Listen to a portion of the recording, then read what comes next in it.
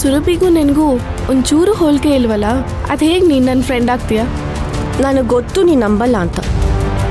ನೀನೊಬ್ಳೇ ಅಲ್ಲ, ನನ್ನನ್ನು ಮೀಟ್ ಮಾಡಿದವರೆಲ್ಲ ಹೀಗೆ ಕನ್ಫ್ಯೂಸ್ ಆಗ್ತಾರೆ.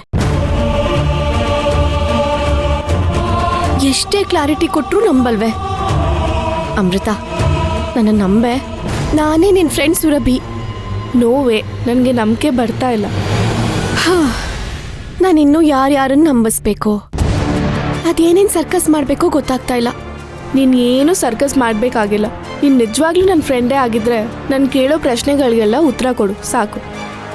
ಓ, ನೀನು ನನ್ನ ಟೆಸ್ಟ್ ಮಾಡ್ತಿದ್ಯಾ? ಸರಿ ಆಯ್ತು.